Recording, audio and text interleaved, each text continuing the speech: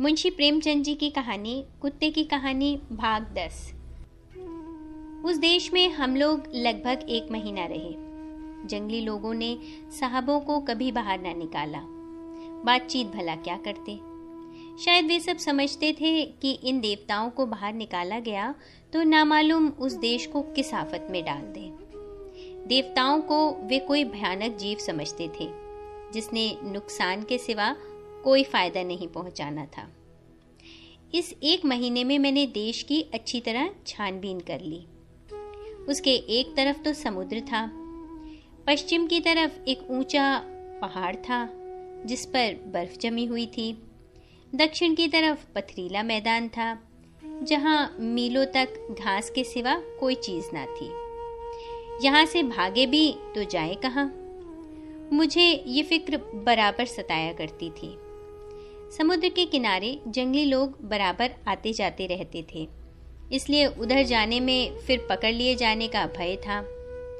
ऊंचे पहाड़ पर चढ़ना बहुत कठिन था और फिर कौन जानता है उस पार क्या हो। उस पार पहुंचना भी असंभव सा जान पड़ता था। उसी मैदान की तरफ भागने का रास्ता था। 150 कोस भागने पर शायद कोई दूसरा देश मिल जाए जहां के आदमी ऐसे जंगली ना हो। यही मैंने निश्चय किया। एक दिन बड़ी ठंड पड़ रही थी, चारों ओर कोहरा छाया हुआ था। आज साहब की झोपड़ी के सामने दोनों पहरे वाले ठंड के मारे अपनी झोपड़ियों में सोए हुए थे। मैदान साफ था। मैंने सोचा इस अवसर को हाथ से न जाने देना चाहिए। ऐसा अवसर फिर शायद ही मिले। जब सब लोग सो गए तो मैंने पत्थर खिसकाया और झोपड़ी का द्वार खोलकर साहब मेम को बाहर निकलने का इशारा किया। साहब मेरे इशारे खूब समझने लगे थे। दोनों प्राणी तुरंत ही निकल खड़े हुए। मैं आगे आगे चला। 2 दिन का खाना मैंने पहले से ही लाकर साहब को दे दिया था। इसकी चिंता ना थी।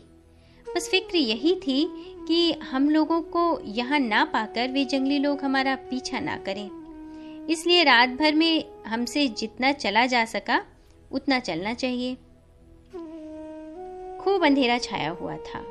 मैं तो बेखटके चला जाता था, पर साहबों को बड़ा कष्ट हो रहा था। मेम साहब तो थोड़ी थोड़ी दूर पर बैठ जाती थी। साहब के बहुत कहने सुनने पर ही उठती थी। एक बार मेम साहब झुंझलाकर बोले, आखिर इस तरह हम लोग कब तक चलेंगे? साहब ने कहा, जब तक चला जाए। मेम साहब बोली, यहीं ठहर क्यों नहीं जाते, सवेरे चलेंगे। साहब ने कहा, और जो सवेरे पकड़ लिए गए तो? मेम ने इसका कुछ जवाब नहीं दिया। फिर चली, मगर भुनभुना रही थी कि इससे तो हमारी कैदी अच्छी थी कि आराम से पड़े तो थे, यहाँ लाकर न जाने किस जंगल में डाल दिया कि प्यासे मर जाएं। कहीं बस्ती का नाम नहीं। इस तरह हम लोग आधे घंटे तक लगे होंगे कि पीछे से बहुत से आदमियों का शोर सुनाई दिया। मालूम होता था सैकड़ों आदमी दौड़े चले आते हैं। मैं समझ गया कि हमारे भागने का भेद खुल गया है और वही लोग हमें पकड़ने चले आ रहे हैं। साहब ने मेम से कहा, लगता है वही शैतान है, हम लोग पकड़ लिए जाएंगे। मेम ने कहा, हाँ हाँ मालूम तो होता है।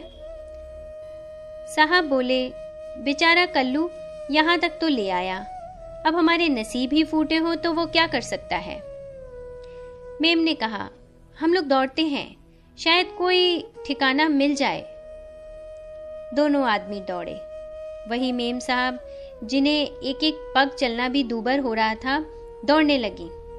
हिम्मत में इतना बल है। सबसे बड़ी बात ये थी कि पूरब की ओर अब कुछ प्रकाश दिखाई देने लगा था। जरा देर में दिन निकल आएगा, तब हमें ये तो मालूम हो जाएगा कि हम किधर जा रहे हैं। मगर साथ ही साथ हम दौड़ते जाते थे। इस तरह आधा घंटा और गुजरा। अब पौ फटने लगी थी। रास्ता साफ नजर आने लगा, मगर पीछा करने वाले भी बहुत समीप पहुंच गए। उनकी आवाज साफ सुनाई देती थी। भूमि बराबर होती तो शायद वे दिखाई भी देने लगते। मैं ये सोचता हुआ दौड़ रहा था कि अगर सबों ने आ पकड़ा तो हम कैसे अपनी रक्षा करेंगे? सहसा हमें गहरी गार सी नजर आई। मैंने सोचा इस गार में छिप जाएं और उसके मुंह को घास फूस से छिपा दें तो शायद उन काले आदमियों से जान बच जाए। अगर पकड़ लिए गए तो फिर उसी काल कोठरी में सड़ेंगे, बच गए तो दिन भर में न जाने हम कितनी दूर निकल जाएंगे। ये सोचकर मैं उस गार के अंदर घुसा। मेम और साहब दोनों मेरा मतलब समझ गए। मेरे पीछे पीछे वे दोनों भी गार में घुसे, पर दोनों डर रहे थे कि कहीं शेर या चीता अंदर न बैठा हो। मैं आगे था। थोड़ी ही दूर गया होगा कि 2 दीपक से उस अंधकार में जलते दिखाई दिए। मैं जोर से चिल्लाकर पीछे हटा। सामने सचमुच एक शेर बैठा हुआ था। अब क्या करूं? मेरे तो जैसे होश हवास गुम हो गए। मैं न आगे जा सकता था न पीछे, बस वहीं पत्थर की मूरत की भांति खड़ा था। साहब और मेम दोनों बेहोश होकर गिर पड़े। मैं तो भला खड़ा रहा, पर उन दोनों जनों की तो जान ही निकल सी गई। अब मेरे होश ठिकाने हुए, अपना डर जाता रहा। जाकर उन दोनों को सूंघा। मरे ना थे, जान बाकी थी। सोचने लगा अब क्या करूं? एक आफत से तो मर मर के बचे थे, ये नई मुसीबत पड़ गई।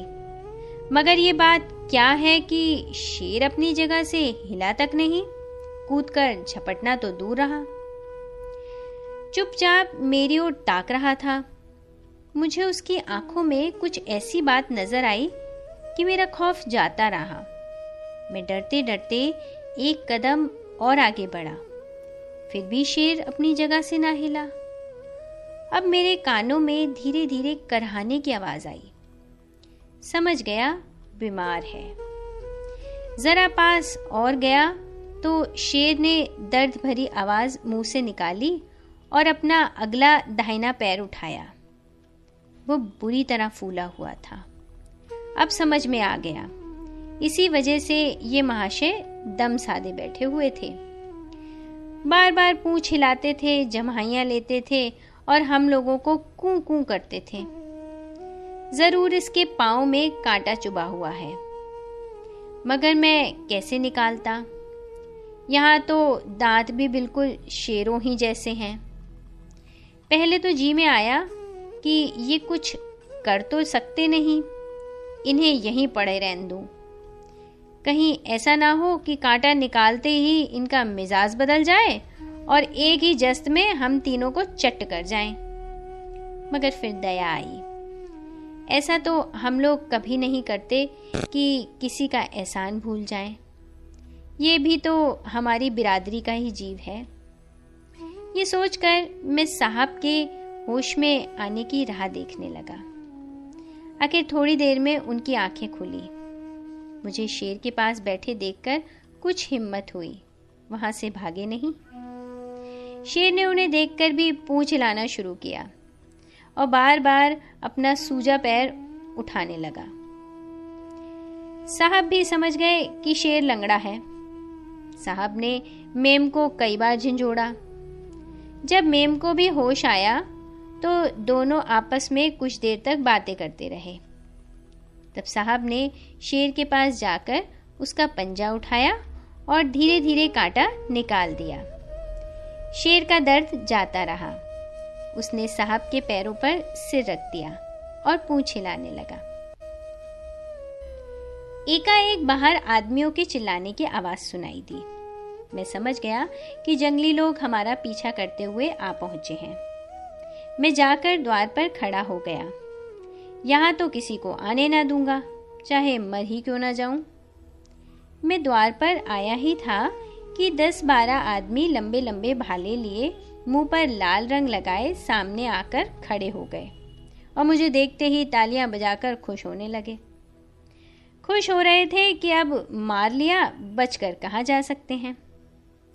2-3 आदमी गार में बैठने की कोशिश करने लगे। उस भाले और ढाल के सामने मेरी क्या चलती, बस खड़ा भौंक रहा था। अरे आसमान फट पड़ा या 2 पहाड़ लड़ गए। ऐसे जोर से गरज हुई कि सारी गुफा हिल गई। शेर की गरज थी। आदमियों को द्वार पर देखते ही उसने एक जस्त मारी और द्वार पर आ पहुंचा। कुछ ना पूछो, उन दुष्टों की ऐसी भगदड़ मची, भाले और ढाले छोड़ छोड़कर एक दूसरे पर गिरते पड़ते भागे, मगर एक को शेर ने दबोच लिया और हमारे सामने ही उसे चट कर दिया। मेरे तो रोए खड़े हो गए और मेम साहब ने आंखें बंद कर ली। मैं सोचने लगा किसी तरह यहाँ से भाग जाना चाहिए। इस भयानक जानवर का क्या ठिकाना, न जाने कब इसका मिजाज बदल जाए और हमारी तुक्का बोटी कर डाले। कोई घंटे भर तो मैं वहां पर जब्त किए बैठा रहा। जब मैंने बाहर आकर देख लिया कि उन आदमियों में से एक का भी पता नहीं, तब मैंने साहब से चलने का इशारा किया। वे दोनों डरते डरते निकले और फिर उसी तरफ चल पड़े। शेर सिर झुकाए हमारे आगे इस तरह चला जा रहा था जैसे गाय हो। फिर भी मेरा तो यही जी चाहता था कि ये महाशय अब हमारे ऊपर दया करते और हमें हमारी राह जाने देते। शाम होते होते हम लोग एक जंगल में पहुंच गए। इतना घना जंगल था कि कुछ सुझाई न देता था। शेर के पीछे पीछे चले जाते थे। एकाएक वह कोई आहट पाकर ठिठक गया, फिर कान खड़े कर लिए और आहिस्ता आहिस्ता घुर्राने लगा। सहसा सामने एक शेर आ गया। मेरी तो जान ही निकल गई और साहब और मेम दोनों एक पेड़ की आड़ में दुबक गए, मगर उस शैतान ने हमें देख लिया था। वो जोर से गरजकर साहब की तरफ चला कि हमारे शेर ने लपककर उस पर हमला किया। दोनों गुथ गए। हमारे प्राण सूखे जाते थे। कहीं उसने हमारे मित्र शेर को मार लिया तो फिर हम लोगों की खैरियत नहीं। मैं चाहता तो भाग जाता, पर साहब और मेम को छोड़कर कैसे भागता। पेड़ इतने सीधे और घने थे कि उन पर चढ़ना मुश्किल था। मन में मना रहे थे कि हमारे शेर की जीत हो। कभी वो दबा लेता, कभी ये, कभी पंजों से लड़ते, कभी दांतों से। दोनों पंजों से लड़ते लड़ते खड़े हो जाते। मुंह और बदन से खून बह रहा था। दोनों की आंखों से ज्वाला निकल रही थी। दोनों गरज रहे थे और हम सांस रोके हुए ये लड़ाई देख रहे थे। घंटे भर की लड़ाई के बाद आखिर हमारे मित्र की जीत हुई। उसने उसे चित गिरा दिया और पंजे से उसका पेट फाड़ डाला। हम तीनों खुशी से नाचने लगे, मगर हमारे मित्र शेर का भी कचूमर निकल गया था। सारी देह जख्मों से चूर हो रही थी। वहीं लेट गया। हमने भी वहीं रात काटी। खाने को कुछ ना मिला। साहब और मेम ने रास्ते में कोई फल खाया था, पर मुझे फलों से क्या मतलब। मुझे तो शिकार चाहिए और अंधेरे में कोई शिकार करना कठिन था। मैं उपासा ही रह गया। दूसरे दिन हम लोग समुद्र के किनारे पहुंचे, मगर अफसोस, मैं समुद्र के किनारे किसी शिकार की टोह में था कि हमारे मित्र शेर ने, जो थककर एक चट्टान की आड़ में बैठा था, धीरे धीरे करहाना शुरू किया। मैंने जाकर देखा तो उसकी आंखें पथरा गई थीं। थोड़ी देर में ही वह वहीं मर गया। कल की लड़ाई में वो बहुत घायल हो गया था। मैं बड़ी देर तक उसकी लाश पर बैठा रोता रहा। मेम और साहब भी बहुत दुखी हुए, मगर समुद्र के किनारे पहुंचने की खुशी में वह गम जल्दी भूल गया। मैं अभी शिकार की तलाश में ही था कि सहसा किसी चीज के घरघराने की आवाज मेरे कानों में आई। ऐसी आवाज मैंने कभी नहीं सुनी थी। रेल की आवाज सुन चुका था, भग भग भग भग। मोटर कार की आवाज भी सुन चुका था। ये आवाज उन सभी से अलग थी, जैसे आसमान पर कोई पवन चक्की चल रही हो। साहब और मेम साहब आवाज सुनते ही आसमान की ओर देखने लगे। मैंने भी ऊपर देखा। कोई बड़ी चील सी दिखाई दी। साहब ने अपनी टोपी उतारकर हवा में उछाली। मेम साहब भी अपना रुमाल हिलाने लगी। दोनों तालियां बजाते थे। नाचते थे। मेरी समझ में कुछ ना आता था, ये लोग क्यों इतने खुश हो रहे हैं। मगर ये क्या बात है, वो आसमान में उड़ने वाली चिड़िया तो नीचे उतरने लगी। ओह, कितनी बड़ी चिड़िया थी, मैंने कभी इतनी भीमकाय चिड़िया ना देखी थी। अजायब खाने में शुतुरमुर्ग देखा था, मगर वो भी इसके सामने ऐसा था जैसे छोटा सा कबूतर। देखते देखते वो नीचे आया और उसमें से 2 आदमी उतर पड़े। पीछे मुझे मालूम हुआ कि ये भी एक तरह की सवारी है जो आदमियों को लेकर हवा में उड़ती है। उन दोनों ने हमारे साहब और मेम के साथ हाथ मिलाया, कुछ बातें की और फिर उसी सवारी में जा बैठे। एक क्षण में साहब ने मुझे गोद में उठा लिया और मेरा मुख चूम कर उसी सवारी पर बिठा दिया। फिर मेम और वो आकर बैठ गए। मेरी तो मारे डर के जान सूखी जाती थी। क्या हम हवा में उड़ेंगे? कहीं ये कल बिगड़ जाए तो हमारी हड्डी पसली का भी पता ना चले। मगर साहब बार बार मेरा सिर थपथपाकर मेरी हिम्मत बांधते जाते थे। फिर चारों आदमी मेज पर बैठकर खाना खाने लगे। मुझे भी मांस का टुकड़ा दिया। मैं खाना खाने में ऐसा मस्त हुआ कि मेरा सारा भय दिल से जाता रहा। शोर इतना हो रहा था कि मेरा कलेजा कांपने लगा था। कई बार तो उसने ऐसी ही करवट ली कि मुझे लगा कि ये उलटना चाहती है। मैं चिल्लाने लगा, लेकिन ज़रा देर में वह संभल गई। हम एक रात और एक दिन उसी सवारी में रहे। कभी तो वो इतनी ऊंची उठती, मालूम होती कि सीधे तारों से टक्कर लेगी। साहब और मेम दोनों सो रहे थे, लेकिन मुझे नींद कहाँ।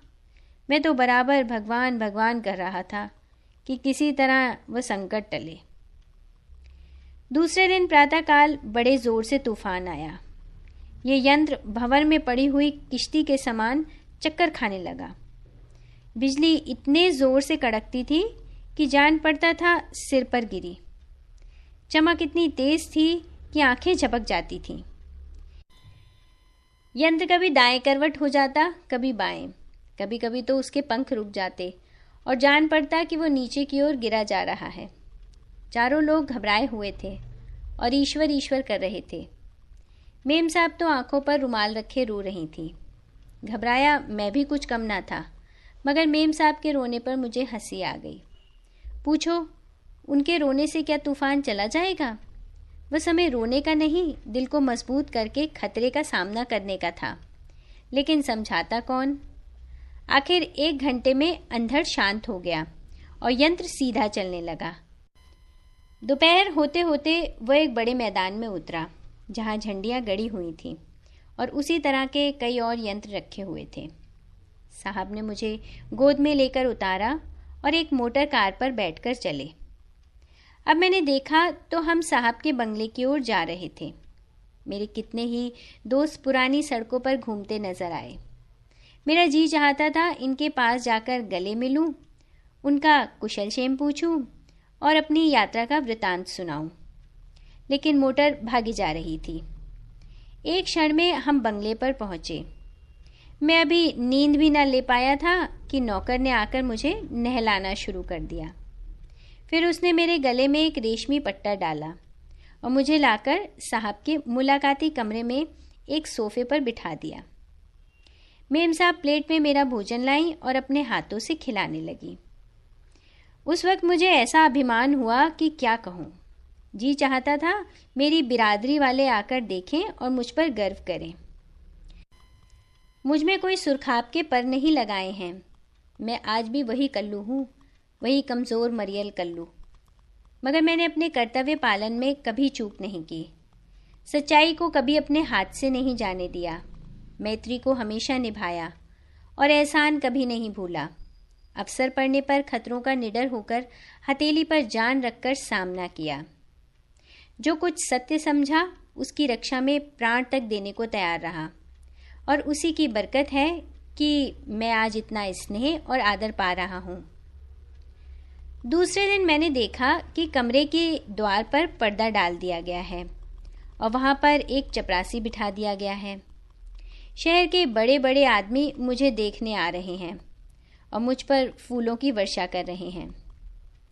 अच्छे अच्छे जेंटलमैन कोट पतलून पहने, अच्छी अच्छी महिलाएं गाउन और हैट से सुशोभित, बड़े बड़े सेठ साहूकार, बड़े बड़े घरों की देवियां, स्कूलों और कॉलेजों के लड़के, फौजों के सिपाही, सभी आकर मुझे देखते हैं और मेरी प्रशंसा करते हैं। कोई फूल चढ़ाता है, कोई दंडौत करता है, कोई हाथ जोड़ता है। शायद सब समझ रहे थे ये कोई देवता है और इस रूप में संसार का कल्याण करने आया है। जेंटलमैन लोग देवता का अर्थ तो ना समझते थे, पर कोई गैर मामूली चमत्कारी जीव अवश्य समझ रहे थे। कई देवियों ने तो मेरे पांव भी छुए। मुझे उनकी मूर्खता पर हंसी आ रही थी। आदमियों में भी ऐसे ऐसे अकल के अंधे मौजूद हैं। दिन भर तो यही लीला होती रही। शाम को मैं अपने जन्म स्थान की ओर भागा, मगर ज्यों ही नज़दीक पहुंचा कि मेरे भाइयों का एक गोल मुझ पर झपटा। अभागे शायद यही समझ रहे थे कि मैं उनकी हड्डियां छीनने आया हूँ। ये नहीं जानते थे कि अब मैं वो कल्लू नहीं हूँ, मेरी पूजा होती है। मैंने दुम दबा ली और दांत निकालकर और नाक सिकोड़कर प्राणदान मांगा, पर उन बेरहमों को मुझ पर जरा सी भी दया न आई। ऐसा जान पड़ता था इनसे कभी की जान पहचान ही नहीं है। मैं तो उनसे अपना दुख सुख कहने और कुछ उपदेश देने आया था। उसका मुझे ये पुरस्कार मिल रहा था। ठीक उसी वक्त मेरे पुराने स्वामी पंडित जी लठिया टेकते चले आ रहे थे। उन्हें देखते ही जैसे मेरे बदन में नई शक्ति आ गई। दौड़कर पंडित जी के पास पहुंचा और दुम हिलाने लगा। पंडित जी मुझे देखते ही पहचान गए और तुरंत मेरे सिर पर हाथ रखकर मुझे दुआ दी और प्रसन्न मुख होकर बोले, तो आप बहुत बड़े ऋषि हो गए कल्लू। तुम्हारी तो अखबारों में तारीफ हो रही है। तुम इन गधों के बीच कैसे आ फंसे? और उन्होंने डंडा तान कर उन दुष्टों को धमकाया जो अभी तक मुझ पर झपटने को तैयार थे, मगर डंडा देखते ही सबके सब चूहों की तरह भागे। मैं पंडित जी के पीछे पीछे हो लिया और बचपन के क्रीड़ा क्षेत्र की सैर करता हुआ पंडित जी के घर गया। बार बार जकिया और माता जी की याद आ रही थी। ये आदर सम्मान उनके बिना हे था। पंडित जी के घर में मेरा पहुंचना था कि पंटाइन ने दौड़कर मुझे हाथ जोड़े। ज़रा देर में मोहल्ले में मेरे आने की खबर फैल गई। फिर क्या था, लोग दर्शनों को आने लगे और कईयों ने तो मुझ पर पैसे और रुपए और मिठाइयाँ चढ़ाईं। जब मैंने देखा कि भीड़ बढ़ती जा रही है तो वहाँ से चल खड़ा हुआ और सीधा अपने बंगले पर चला गया। और तब से कई नुमाइशों में जा चुका हूँ, कई राजाओं का मेहमान रह चुका हूँ। सुना है मेरी कीमत 1 लाख तक लग गई है, मगर साहब मुझे किसी दाम पर भी अलग नहीं करना चाहते। मेरी खातिर दिन दिन ज़्यादा होती जा रही है। मुझे रोज़ शाम सवेरे 2 आदमी सैर कराने ले जाते हैं। नित्य मुझे स्नान कराया जाता है और बड़ा स्वादिष्ट और बलवर्धक भोजन दिया जाता है। मैं अकेला कहीं नहीं जा सकता, मगर अब ये मान सम्मान मुझे बहुत अखरने लगा है। ये बड़प्पन मेरे लिए कैद से कम नहीं है। उस आज़ादी के लिए मेरा जी तड़पता रहता है जब मैं चारों तरफ मस्त घूमा करता था। न जाने आदमी साधु बनकर मुफ्त का माल कैसे उड़ाता है। मुझे तो सेवा करने में जो आनंद मिलता है वो सेवा पाने में नहीं मिलता, शतांश भी नहीं। मुंशी प्रेमचंद जी की कहानी कुत्ते की कहानी भाग 10। कथावाचक निधि सहगल।